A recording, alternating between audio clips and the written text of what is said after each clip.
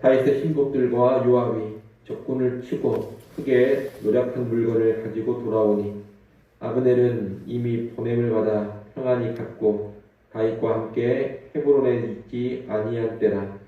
요압 및 요압과 함께한 모든 군사가 돌아오매 어떤 사람이 요압에게 말하여 이르되 넬의 아들 아브넬이 왕에게 왔더니 왕이 보내매 그가 평안히 갔나이다 하니 요압이 왕에게 나아가 이르되 어찌하심이니이까? 아브넬이 왕에게 나아왔거늘 어찌하여 그를 보내 잘 가게 하셨나이까? 왕도 아시려니와 넬의 아들 아브넬이 온 것은 왕을 속임이라. 그가 왕이 출입하는 것을 알고 왕이 하시는 모든 것을 알려 함이니이다 하고 이에 요압이 다윗에게서 나와 전령들을 보내 아브넬을 쫓아가게 하였더니 시라 우물가에서 그를 데리고 돌아왔으나 다윗은 알지 못하였더라. 아브넬이 헤브론으로 돌아오매 요압이 더불어 조용히 말하려는 듯이 그를 데리고 성문 안으로 들어가 거기서 배를 찔러 죽이니 이는 자기의 동생 아사엘의 피로 말미암음이더라. 그 후에 다윗이 듣고 이르되 넬의 아들 아브넬의 피에 대하여 나와 내 나라는 여호와 앞에 영원히 무죄하니 그 죄가 요압의 머리와 그의 아버지의 온 집으로 돌아갈지어다. 또 요압의 집에서 백탁병자나 나병 환자나 지팡이를 의지하는 자나 칼에 죽는 자나 양식이 떨어진 자가 끊어지지 아니할지로다 하니라. 요압과 그의 동생 아비새가 아브넬을 죽인 것은 그가 기브온 전쟁에서 자기 동생 아사엘을 죽인 까닭이었더라. 다윗이 요압과 및 자기와 함께 있는 모든 백성에게 이르되 너희는 옷을 찢고 굵은 배를 띠고 아브넬 앞에서 애도하라 하니라. 다윗 왕이 상여를 따라가 아브넬을 헤브론에 장사하고 아브넬의 무덤에서 왕이 소리를 높여 울고 백성도 다 우니라. 왕이 아브넬을 위하여 애가를 지어 이르되 아브넬의 죽음이 어찌하여 미련한 자의 죽음 같은고 내 손이 결박되지 아니하였고 내 발이 착고에 채이지 아니하였거늘 불의한 자식의 앞에 엎드러진 같이 내가 엎드러졌도다 하매 온 백성이 다시 그를 슬퍼하여 우니라.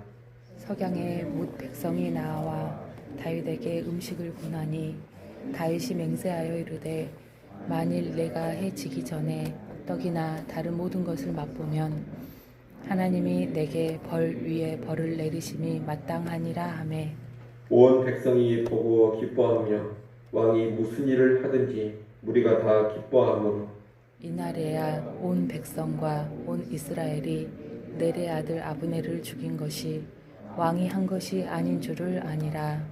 왕이 그의 신복에게 이르되 오늘 이스라엘의 지도자여 한 인물이 죽은 것을 알지 못하느냐? 내가 기름 부음을 받은 왕이 되었으나 오늘 약하여서 수르야의 아들인 이 사람들을 제어하기가 너무 어려우니 여호와는 악행한 자에게 그 악한 대로 갚으실지로다 하니라. 아멘. 이스보셋을 대신하고 다윗을 온 이스라엘의 왕으로 세우는데 협력하고자 했던 아브넬은 다윗과 약조를 잘 맺고 평안히 돌아갔습니다. 그런데 22절 이하에서 새로운 국면이 펼쳐집니다. 아브넬이 헤브론을 떠난 직후 전쟁터에서 돌아온 요압은 이 사실을 알고 다윗의 처사에 항의합니다. 요압이 볼 때 아브넬은 평안히 돌아가서는 안 되는 존재였습니다. 그런데 다윗이 그를 평안히 돌려보냈다는 겁니다. 요압은 25절에서 아브넬이 온 것은 선한 의도가 아니라 정탐을 하려고 온 것이라고 말합니다. 그리고 다윗 앞을 나와서는 전령들을 보내 아브넬을 다시 헤브론으로 돌아오게 합니다. 이 일은 다윗 몰래 요압이 독단적으로 진행하였는데 요압은 아브넬을 죽여버릴 생각을 하고 있습니다. 요압이 아브넬을 죽이려고 하는 것은 일단 이 아브넬이 동생 아사엘을 죽였기 때문입니다. 아사엘의 죽음은 전쟁터에서 일어난 일입니다. 그러니 아브넬에게 살인죄를 물을 수가 없는 정당한 일입니다. 하지만 개인적으로 요압은 동생의 죽음으로 인해 아브넬에게 오한을 가지고 있습니다. 이것이 아브넬을 죽인 1차적인 이유입니다. 아울러 요압은 아브넬의 협력으로 다윗이 온 이스라엘의 왕이 되면 아브넬이 상당한 권력을 차지하리라고 전망한 것으로 보입니다. 이제 통일왕국이 되어 아브넬이 다윗 밑으로 오게 되면 요압의 입지가 좁아지게 될 것입니다. 지금 요압은 다윗 왕국의 군대장관 역할을 하고 있는데 아브넬이 오게 되면 그 자리가 이태로워질 수도 있고 아브넬과의 권력 다툼에서 밀려날 수도 있습니다. 아브넬은 다윗이 온 이스라엘의 왕이 되는데 결정적인 기여를 한 그런 공로가 있기 때문에 그렇게 될 가능성이 아주 높습니다. 그래서 요압은 아브넬을 제거하는 것이 자기의 권력을 유지하는 데에도 도움이 되리라 생각하는 것으로 보입니다. 이렇게 개인적인 복수심 또한 자신의 권력 유지라는 목적을 위해서 요압은 아브넬을 죽이려 합니다. 그리고 헤브론으로 돌아온 아브넬을 죽여버립니다. 앞서 말씀드린 것처럼 이 일은 다윗 몰래 진행한 것인데 이로 인해서 분열된 유다와 이스라엘 사이에 무르익어 가던 통일의 분위기가 깨져버립니다. 이스라엘에서 가장 영향력 있는 인물이 아브넬이었는데 이 아브넬이 요압에게 죽임을 당해버렸습니다. 그러니 이스라엘 사람들이 유다와 함께할 마음이 다 사라져버립니다. 또 다윗을 신뢰하기도 힘들어집니다. 아브넬도 다윗의 음모로 죽었다 그렇게 생각할 수가 있고 이제 통일왕국이 되더라도 이스라엘에 속한 자기들도 아브넬처럼 죽임당할 수 있을 것이다 이런 생각까지 하게 되는 겁니다. 이런 가운데 통일왕국을 이루고자 했던 이스라엘 쪽 사람들의 마음이 다 사라져 버리는 겁니다. 결국 요압은 개인적인 복수심 그리고 권력에 대한 욕망으로 온 이스라엘이 하나 될 수 있는 귀한 일을 파탄내 버렸습니다. 사적인 감정, 사적인 욕망으로 하나님 나라의 대의를 거스른 것입니다. 이것은 요압이 온전한 믿음의 사람, 온전한 하나님의 사람은 아니라는 것을 보여줍니다. 아브넬과 비슷하게 요압 역시 자기의 개인적인 감정이라든가 개인적인 욕망을 하나님과 하나님의 뜻보다 훨씬 더 앞세우는 사람인 것입니다. 특히 요압이 다윗 몰래 아브넬을 다시 불러다가 죽여버린 것은 요압의 충성심에도 문제가 있음을 보여줍니다. 비록 요압이 다윗을 왕으로 섬기고 있고 다윗을 위해서 여러 전쟁도 감당하고는 있지만 요압은 자기의 개인적인 감정과 이익을 위해서라면 왕인 다윗도 속여버립니다. 요압은 다윗에게 신실한 사람이 아니라는 겁니다. 그는 필요하면 속이기도 하고 정말 필요하면 배신도 할 수 있는 그런 가능성을 가지고 있는 사람입니다. 그러므로 이 요압은 다윗 편에 서 있기는 하지만 다윗에게 큰 걸림돌이 되는 사람입니다.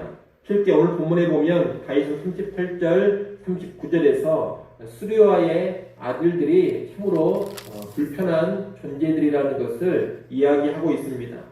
이 요압은 어찌 보면 다윗 왕국 내부의 적이라고 말할 수도 있겠습니다. 오늘 우리는 이런 내부의 적이 되어서는 안 되겠습니다. 지금도 보면 함께 하나님의 뜻을 행하고 함께 하나님 나라를 위하는 것 같지만 그 안에서 실상 자기의 사욕을 채우고 자기의 이익을 우선적으로 도모하는 사람들이 있습니다. 이들은 나름의 힘과 능력을 가지고서 하나님 나라를 위해 함께 일하다가도 자기 이익을 위해서라면 얼마든지 동역자를 속이기도 하고 배신을 하기도 합니다. 또 개인의 권력이나 이권에 도움이 될 때에는 열심히 하나님 나라 일을 하다가도 권력과 이익에 걸림돌이 된다 싶으면 하나님 나라의 일을 회방하고 파탄을 내버리기도 합니다. 그래서 이런 사람들은 어떨 때 보면 참 충성스러운 하나님 나라의 일꾼인 것 같은데 또 어떤 때 보면 하나님 나라의 강력한 해방꾼 같습니다. 하나님 나라의 유익한 일을 꽤 하는 것 같은데 결정적인 상황에서 늘 대의를 그르쳐버립니다. 오늘날도 세습하고 비리를 저지르고 한국교회 전체적인 평판을 다 무너뜨려 놓고서 복음사역을 전반적으로 크게 회방시켜 놓고서 그 뒤에 한국교회를 위해서 무언가 하겠다, 헌금을 많이 내놓겠다, 힘든 교회들을 위해서 전폭적인 지원을 하겠다, 그렇게 나서는 자들이 있습니다. 또 그렇게 유익한 일을 좀 하다가도 자기 욕망과 충돌이 일어날 때에는 하나님 나라를 위한 사역에 똥물을 뿌려버립니다. 그러니 그런 사람들을 보면 헷갈립니다. 문제가 많은 사람인 것 같은데 또 좋은 일도 하는 것 같고 하나님 나라를 위해서 큰 일도 감당하는 것 같습니다. 그래서 그런 사람들을 보면 헷갈리는 겁니다. 여러분, 이런 사람들은 좀 헷갈릴지 모르겠지만 진정한 하나님 나라의 일꾼은 아닙니다. 그리스도의 신실한 제자들도 아닙니다. 오히려 자기 욕망을 위해서 하나님 나라나 교회를 이용하고 있을 뿐입니다. 이들은 실상 내부의 은밀한 대적들이요, 오늘 본문의 요압과도 같은 사람들입니다. 이들은 결국 하나님 나라의 대적들이기에 합당한 심판이 그들에게 떨어질 것입니다. 우리는 이런 은밀한 내부의 대적들이 아닌 진정하고 순전한 하나님 나라의 일꾼들이 될 수 있어야 하겠습니다. 여러분, 개인의 사로운 감정이나 개인의 권력이나 개인의 이익보다 언제나 하나님 나라를 철저히 앞세우시기 바랍니다. 하나님 나라에 유익이 된다면 내 감정도 내려놓을 줄 알아야 되고 내 이익이나 내 명성이나 내 권력이나 내 존재감, 내 영향력 같은 것도 내려놓을 줄 알아야 합니다. 하나님 나라나 교회를 나를 위해 이용해 먹으려는 그런 생각을 할 것이 아니라 하나님 나라와 교회를 위해서 내가 온전히 희생하고 온전히 사용되고자 해야 합니다. 그런 충성된 일꾼이 하나님의 궁극적인 인정을 받을 것이고 그런 충성된 일꾼이 궁극적으로 복됨을 누리게 될 겁니다. 우리는 그런 충성된 일꾼으로, 순전한 일꾼으로만 나아갈 수 있기를 소원합니다. 오늘 본문 28절 이하를 보게 되면 이제 요압이 아브넬을 죽인 후에 다윗이 보여준 반응이 쭉 나오고 있습니다. 다윗은 아브넬이 죽었다는 소식을 듣고서 어수선한 상황을 신속히 수습합니다. 앞서 말씀드린 것처럼 아브넬의 죽음은 이 사건의 배후로 다윗이 지목될 수 있는 일입니다. 그렇게 되면 분열된 이스라엘과 유다 지파의 통합은 더욱더 어려워집니다. 그래서 다윗은 그런 오해가 생기지 않도록 신속하게 움직여 갑니다. 다윗은 먼저 아브넬의 죽음에 자신이 아무런 상관이 없음을 여호와의 이름으로 공언합니다. 더불어 아브넬을 부당하게 죽인 요압의 집안에 저주를 선언합니다. 그리고서 31절로 34절에 보면 온 백성을 동원해 아브넬의 장례식을 성대하게 치르며 애통하고 애가를 지어 부릅니다. 이어 35절에 보면 아브넬의 죽음을 애통해하며 금식까지 합니다. 이를 통해서 다윗 자신은 아브넬의 죽음과 아무런 상관이 없고 오히려 아브넬의 죽음을 심히 안타까워하고 슬퍼한다라는 것을 입증합니다. 백성들은 이런 모습을 보면서 다윗에 대한 의심을 거두고 아브넬을 죽인 배우가 다윗이 아니라는 것을 확실하게 알게 됩니다. 36절에 보면 온 백성이 보고 기뻐하며 왕이 무슨 일을 하든지 우리가 다 기뻐했다, 그렇게 말하고 있습니다. 요압으로 인해서 위기 상황을 맞이했지만 이 문제를 수습해가면서 더욱 백성의 신망을 얻고 다윗의 왕권이 강화되어 간 겁니다. 일이 이렇게 잘 수습된 것은 다윗이 지혜롭게 그리고 진심으로 행한 것도 있지만 하나님께서 다윗에게 약속하신 것을 이루어 가고 계시기 때문입니다. 하나님이 일해 가시니 내부에 대적이 있고 계획이 어긋나면서 상황이 이태롭게 되어도 결과적으로 유익이 됩니다. 다윗의 왕권에 위태로울 수 있었던 상황이 오히려 왕권을 강화시키는 계기가 된 겁니다. 하나님이 일해 주시니 그렇게 된 겁니다. 우리는 이 하나님의 일하심을 신뢰해야 하겠습니다. 하나님은 지금도 그분의 약속대로 그분의 뜻과 말씀대로 이루시기 위해서 일해가고 계십니다. 그러니 주의 뜻 가운데 우리가 살아간다면 대적이라든가 장애물, 위태로운 상황들이 있더라도 우리가 주눅들지 않아야 합니다. 하나님을 의지하면서 침착하게 수습할 것들을 수습하고 진심으로 대할 것들을 진심으로 대해가야 합니다. 그럴 때 위기가 기회가 되고 힘든 상황을 통해서 하나님의 뜻이 한 단계 더 진전을 이루게 될 것입니다. 우리는 그런 은혜를 누리는 삶으로 다 나아갈 수 있기를 간절히 소원합니다. 기도하겠습니다.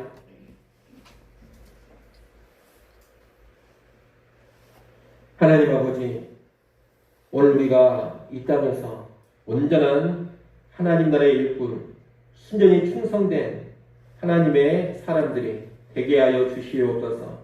요압처럼 나의 감정과 나의 이익과 나의 욕망을 하나님과 하나님 나라보다 앞세우지 않게 하시고, 요압처럼 내부의 적이 되지 않게 하여 주옵소서. 그리스도께 충성되고 순전한 일꾼이 되어서 내 감정과 내 이익과 내 욕망을 커다란 하나님 나라의 대의에 온전히 내려놓을 줄 알게 하여 주시옵소서. 또 하나님의 도우심과 하나님의 일하심을 신뢰하면서 위태로운 일을 만나더라도 위기를 만나더라도 지혜롭게 일을 처리해가게 하시고, 또한 위태로울 때 모든 일과 모든 사람에 대해 더욱더 진심과 전심으로 행하게 하여 주시옵소서. 그러한 하나님의 위기를 더 좋은 은혜의 기회로 바꿔주시는 은혜를 누려가게 하여 주시옵소서. 아버지 하나님, 이 시간 또 하나님께 나와 기도합니다. 기도하는 시간 하나님과 더 가까이 나아가는 시간 되게 하시고 하나님과 깊은 관계로 들어가게 하여 주옵소서. 하나님 한 분으로 기뻐하며 만족할 수 있기를 간절히 소원합니다. 하루의 처음 시간 하나님과의 나와 기도로 시작하오니 온종일 주님과 동행하며 주님의 기쁨 되게 하여 주시옵소서. 추석 연휴가 내일부터 시작됩니다. 오가는 모든 교통편의 안전을 지켜주시고 모든 성도들을 붙잡아 주시고 범죄하는 자리에 서지 않게 하시며 추석 연휴 하나님 앞에 합당하게 또한 기쁘게 보내게 하여 주옵소서. 예수님의 이름으로 기도드리옵나이다. 아멘.